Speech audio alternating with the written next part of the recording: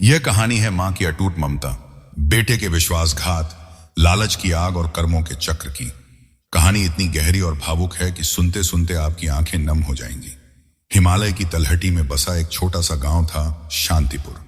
वहां की हरी भरी वादियां, ठंडी हवाएं और 20 नदी की कलकल बहती लहरें हर किसी के मन को सुकून देती थीं।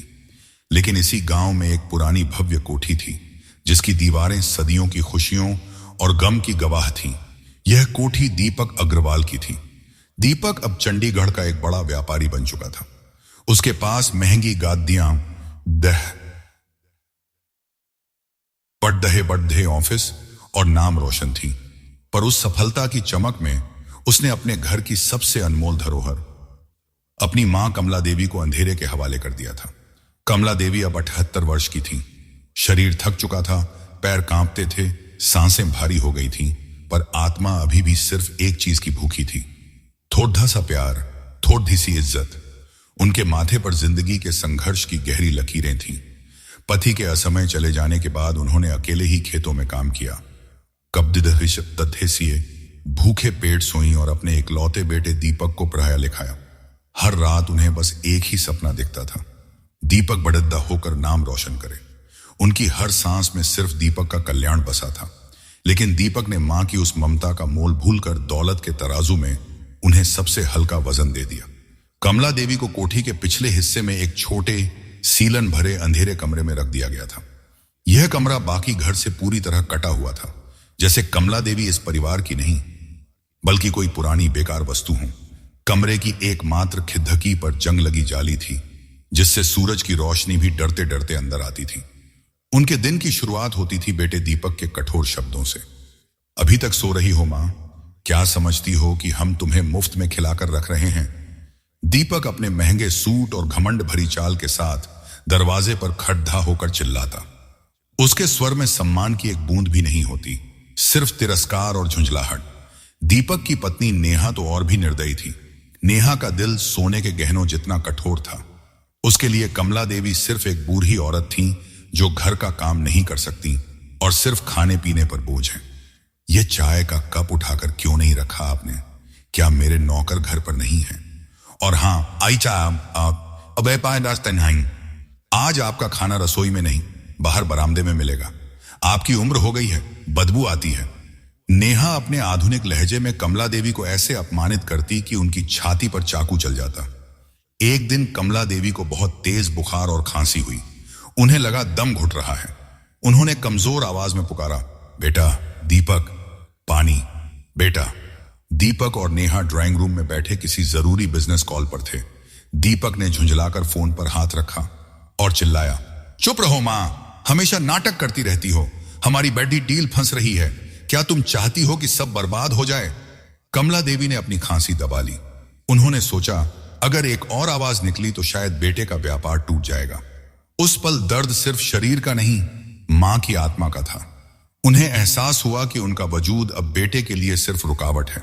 उन्होंने पास पीड़ी पड्डा है पुराने गमछे को मुंह पर कसकर रख लिया ताकि खांसी की आवाज बाहर न जाए। आंखों से आंसुओं की धारा बह निकली जो फटी चादर पर गिरकर गुम हो गई।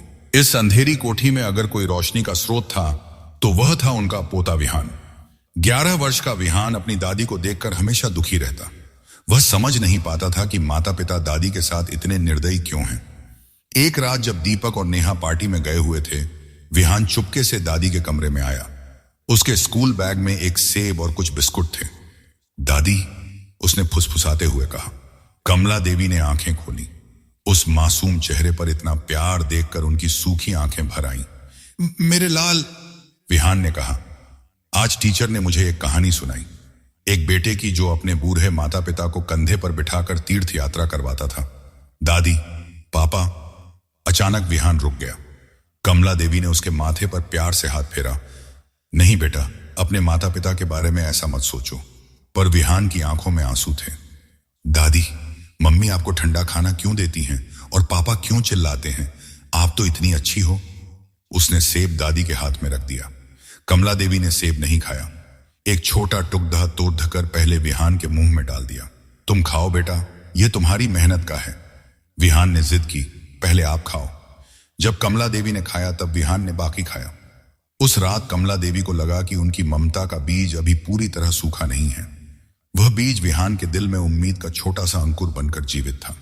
उन्होंने विहान को अपने पास लिटाया और उसके सिर को प्यार से सहलाती रहीं जब तक वह गहरी नींद में सो नहीं गया। लेकिन यह शांति ज्यादा दिनों तक नहीं टिकी। अगले दिन नेहा को विहान के बैग में सेब के बीज और बिस्कुट के टुकड़े मिल गए। जब दीपक और नेहा को पता चला कि विहान छुपकर दादी से मिल रहा है तो उनका गुस्सा 7वें आसमान पर पहुंच गया। तुमने मेरे बेटे को बिगाड़ दिया, नेहा चिल्लाई। क्या चाहती हो कि वह भी तुम्हारे जैसा गरीब और कमजोर बने? नेहा ने चिल्लाते हुए कमला देवी के हाथ से उनका पुराना रामायण का ग्रंथ छीन लिया। यह क्या कर रही हो बहू? यह मेरे पति की आखिरी निशानी है, कमला देवी कांपते हुए बोली। यह अंधविश्वास का झोला है, अब इसी में तुम्हारी मुक्ति लिखी है। नेहा ने ग्रंथ उठाकर कचरे में फेंक दिया। कमला देवी की आत्मा कांप उठी। यह सिर्फ किताब नहीं थी, यह उनके पति की याद थी, उनकी आस्था थी, उनकी बची खुची इज्जत थी। उन्होंने फेंके गए ग्रंथ की ओर देखा और कुछ बोल न सकी, सिर्फ धीरे धीरे जमीन पर बैठ गई। उनका शरीर पूरी तरह शिथिल उड़ी पाड़ी दिया गया। यह अपमान असहनीय था। दीपक ने पत्नी को रोका भी नहीं। वह मिस्टर मेहरा के आने वाले बिजनेस मीटिंग के बारे में सोच रहा था।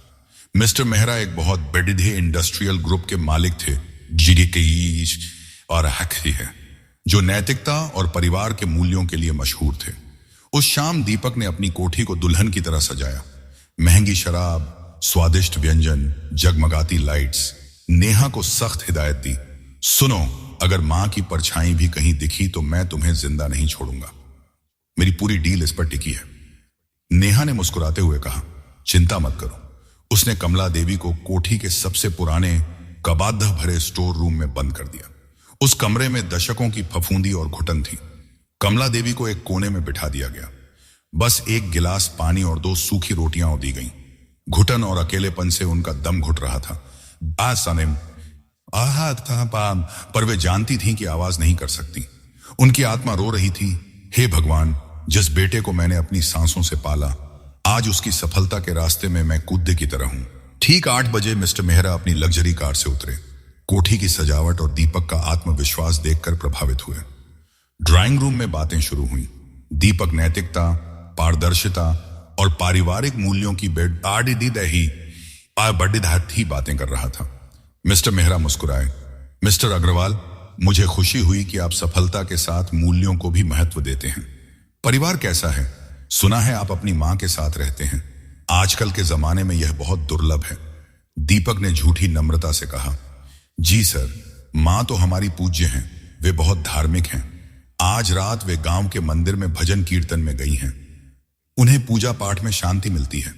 नेहा ने भी हां में हां मिलाई। सब कुछ ठीक चल रहा था, डील पक्की होने वाली थी। तभी रात के सन्नाटे को चीरती हुई स्टोर रूम से जोरदार आवाज आई। शायद कमला देवी के हाथ से पानी का गिलास गिर गया था। आवाज इतनी तेज थी कि बात रुक गई। मिस्टर मेहरा चौंक गए। यह क्या था मिस्टर अग्रवाल? कोई चीज टूटी? दीपक का चेहरा सफेद पडीडी काट गया। कुछ नहीं सर, पीछे पुराना फर्नीचर होगा, हवा से गिर गया होगा। लेकिन मिस्टर मेहरा को शक हुआ। उन्होंने कहा, मैं देखना चाहता हूं। व्यापार में मैं सच्चाई चाहता हूं। जो घर में छुपाता है व्यापार में भी छुपा सकता है। दीपक और नेहा के पैरों तले जमीन खिसक गई। मिस्टर मेहरा स्टोर रूम का पुराना दरवाजा धकेल कर अंदर गए। घुटन भरी हवा बाहर निकली। कोने में कमला देवी दुबली पतली मैले कपड़ों में डर और अपमान से सिकुद्दी हुई बैठी थीं, जैसे खुद एक कबाद्ध हों। मिस्टर मेहरा पत्थर हो गए।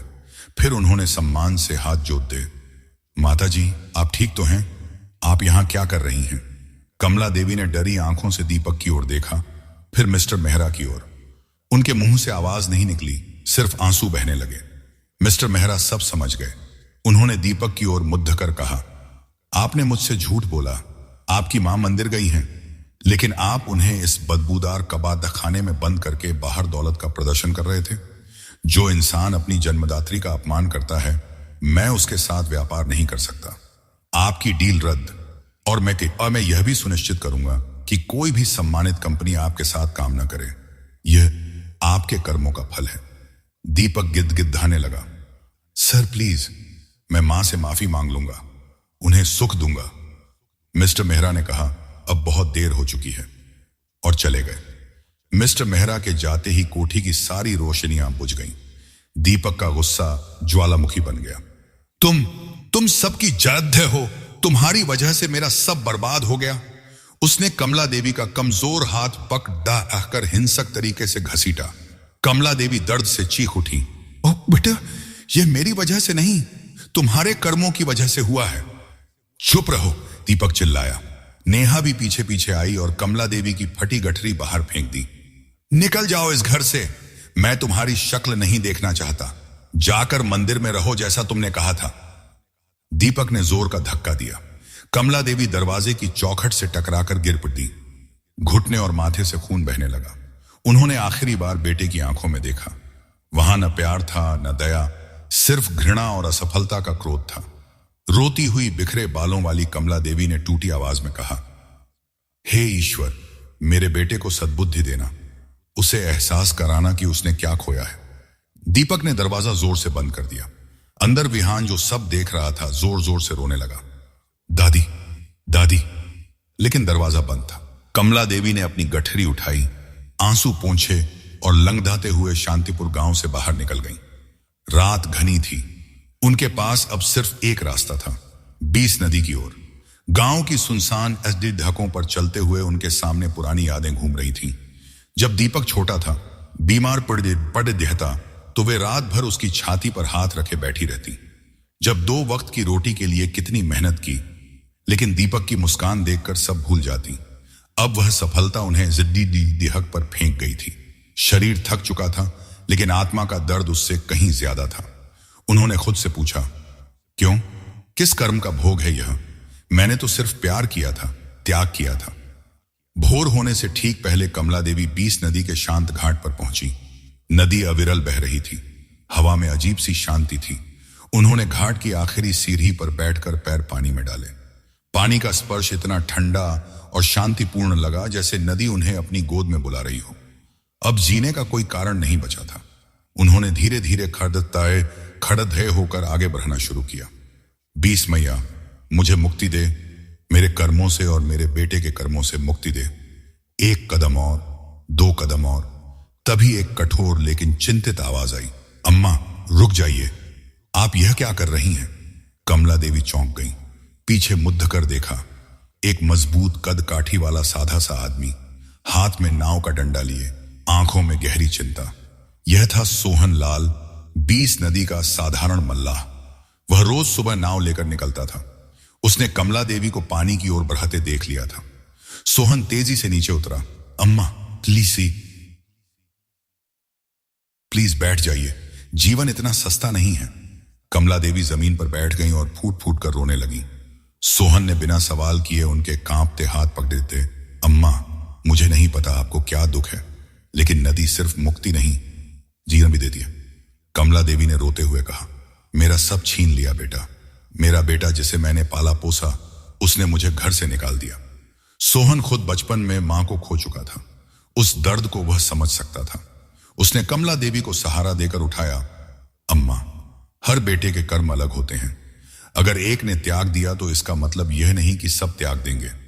मेरी मां ने मुझे छोटा छोड़ दिया था। मैं हमेशा मां के प्यार के लिए तरसता रहा। अगर आप मुझे अपना बेटा मानने को तैयार हैं तो मेरे साथ चलिए। मैं दौलत नहीं दे पाऊंगा, लेकिन सिर छुपाने की जगह गरम खाना और ढेर सारा सम्मान दूंगा। कमला देवी ने सोहन की आंखों में देखा। वहां न घमंड था न तिरस्कार, सिर्फ सच्चा प्यार। उनकी आंखों में आंसू के साथ हल्की मुस्कान आई। उन्होंने सिर हिला दिया। सोहन उन्हें अपने छोटे से झोपड़े में ले आया। झोपड़ा नदी किनारे साफ सुथरा था। उसने उन्हें स्नान कराया, घावों पर दवा लगाई, गरम गरम दलिया खिलाया। कमला देवी को सालों बाद एहसास हुआ कि प्यार कैसा लगता है। दलिया खाते हुए उनकी आंखों से राहत के आंसू बहने लगे। तुम मेरे लिए भगवान बनकर आए हो बेटा। सोहन ने उनके हाथ थामे। नहीं अम्मा, मैं बस आपका बेटा हूं। मेरा नाम सोहन है। अब यह घर आपका है। आप मुझे ढेर सारा प्यार दें और आशीर्वाद दें। उस दिन से कमला देवी का जीवन बदल गया। 20 नदी के किनारे उनकी जिंदगी की दूसरी पारी शुरू हुई। प्यार, सम्मान और सादगी से भरी। सोहन रोज सुबह उनके चरण छूता। अम्मा, पर आपका आशीर्वाद लेकर जा रहा हूं। कमला देवी उसे हाथों से खाना खिलाती, कपड़े धोती, शाम को दीपक जलाती। सोहन उन्हें अपनी मां की कहानियां सुनाता। कमला देवी ने उसकी खाली जगह अपने अटूट प्यार से भर दी। उनके चेहरे पर अब दर्द नहीं, संतोष की चमक थी। उधर शांतिपुर की कोठी में दीपक और नेहा का पतन तेजी से शुरू हो गया। मिस्टर मेहरा ने वादा निभाया, डील टूटी। व्यापारिक दुनिया में दीपक की छवि खराब हो गई। लेनदार घर के बाहर खड्डे होने लगे। पहले गादियां बिकी, फिर नेहा के गहने। नेहा जो ऐशो आराम की आदी थी, अब खुद रसोई में काम करती। एक दिन उनके बीच भयंकर झगड़ा हुआ। यह सब तुम्हारी वजह से, तुमने मां को इतना अपमानित किया। दीपक चीखा। नेहा पलटकर बोली, तुम खुद कितने सम्मान से बात करते थे। तुमने उन्हें धक्का देकर निकाला था। अगर तुम अच्छे बेटे होते तो डील मां के सम्मान से पक्की होती। तुम असफल बेटे और असफल व्यापारी हो। उनका प्यार जो दौलत पर टिका था, अब केडी डिहवाहट बन गया। कोठी में न शांति थी, न प्यार, न धन। सबसे ज्यादा प्रभावित हुआ विहान। दादी के निकाले जाने के बाद वह उदास रहने लगा। उसने माता पिता से बात करना बंद कर दिया। उसने देखा था कैसे दौलत जाते ही माता पिता एक दूसरे को दोष दे रहे हैं। उसके मन में उनके प्रति सम्मान मर चुका था। धीरे धीरे वह भी वैसा ही व्यवहार करने लगा जो उन्होंने दादी के साथ किया था। उदासीनता और उपेक्षा। बाबा, आज मुझे शहर जाना है। तुम और मां को सूखी रोटी खानी पड़ेगी। गैस बर्बाद मत करना, विहान कठोर स्वर में कहता। दीपक और नेहा को अब एहसास हो रहा था कि अपने बच्चे द्वारा नजरअंदाज किए जाने पर कितना दर्द होता है। यह उनके कर्मों का ब्याज था। 5 वर्ष बीत गए। दीपक की हालत इतनी खराब हो गई कि उसे छोटे मोटे ठेके करने पड़ती रहते थे। एक दिन 20 नदी किनारे काम करते हुए उसकी नजर सोहन के झोपड़े पर पड़ी। उसने देखा एक बूढ़ी महिला सोहन को खाना परोस रही है। सोहन उनके पैर छूकर काम पर जा रहा है। दीपक ने पहचाना, वह उसकी मां कमला देवी थी। लेकिन यह वही कमला देवी नहीं थी जिन्हें उसने निकाला था। यह शांत, संतुष्ट और स्वस्थ थी। उनकी आंखों में दर्द नहीं, गहरी शांति थी। दीपक की आंखों से आंसू बहने लगे। वह जाना चाहा, माफी मांगना चाहा, लेकिन कदम नहीं उठे। उसे याद आया कैसे उसने उन्हें कूदा कहा था, सर्दी धक पर फेंका था। वह टूटे मन से नदी किनारे बैठ गया। कमला देवी ने पीछे से उदास ऊर्जा महसूस की, लेकिन मुद्दम बुद्ध कर नहीं देखा। वे जानती थी नियति अपना काम कर रही है। कमला देवी ने शांतिपूर्वक अंतिम सांस ली। उनकी मृत्यु पीड़ादायक नहीं थी। अंतिम क्षणों में उनका हाथ सोहन के हाथ में था। बेटा, तुमने मुझे वह जीवन दिया जिसके मैं लायक थी। तुम ही मेरे सच्चे बेटे हो। मेरा आशीर्वाद हमेशा तुम्हारे साथ रहेगा। एक हाथ दे रहा। सोहन ने नदी घाट पर छोटा सा चबूतरा बनवाया। रोज सुबह दीप जलाते और फूल चढ़ाते। कोठी अब खंडहर बन चुकी थी। दीपक और नेहा 70 के दशक में पहुंच चुके थे। वे अब मालिक नहीं, सिर्फ टूटी छत के नीचे शरण लिए हुए थे। विहान अब 30 वर्ष का हो चुका था। उसने अच्छी नौकरी पाई, शादी की, लेकिन बचपन का अन्याय कभी नहीं भूला। उसने माता पिता को वही दर्द दिया जो उन्होंने दादी को दिया था। मां, यह बर्तन साफ करो। तुम सिर्फ खाती हो, काम नहीं करती, विहान की पत्नी कहती। दीपक और नेहा अब उसी सीलन भरे कमरे में रहते जहां कभी कमला देवी रहती थी। रात में एक दूसरे को देखकर रोते। अब समझ आया मां पर क्या गुजरी होगी। हम तो सिर्फ भूखे हैं। मां की आत्मा प्यार की भूखी थी। एक ठंडी रात जब विहान शहर गया हुआ था, दीपक और नेहा ने फैसला किया, चलो नेहा, वहीं चलते हैं जहां हमने मां को छोड़ दिया था। वे मुश्किल से एक दूसरे का सहारा लेकर 20 नदी के घाट पहुंचे। वहीं चबूतरे के पास गिर पड़े। मां, हमें माफ कर दो। दीपक रोया। हमने तुम्हें उस अजनबी सोहन के लिए छोड़ दिया जिसने तुम्हें हमसे ज्यादा प्यार दिया। सोहन नाव से लौटा तो उन्हें देखा। उसने पहचाना। मां ने कहा था, दयालु बनो, चाहे सामने वाला कितना भी बुरा क्यों ना हो। सोहन ने उन्हें पानी पिलाया, मंदिर में रहने के लिए कुछ पैसे दिए और भोजन की व्यवस्था की। दीपक और नेहा ने शेष जीवन उसी मंदिर में पश्चाताप की आग में तपते हुए बिताया। हर रोज नदी की ओर देखकर मूक माफी मांगते। उन्हें अब पता था कि कर्म एक दर्पण है जो हमें हमारा असली चेहरा दिखाता है, भले ही 20 साल लग जाएं। तो दोस्तों, हमारी यह कहानी कैसी लगी कमेंट बॉक्स में जरूर बताएं। अगर ऐसी ही नई नई भावुक कहानियां सुनना चाहते हैं तो हमारे चैनल 007 के VS2 को लाइक और सब्सक्राइब जरूर करें। बेल आइकन दबाना ना भूलें। फिर मिलते हैं एक नई कहानी के साथ। तब तक के लिए धन्यवाद और जय माता दी।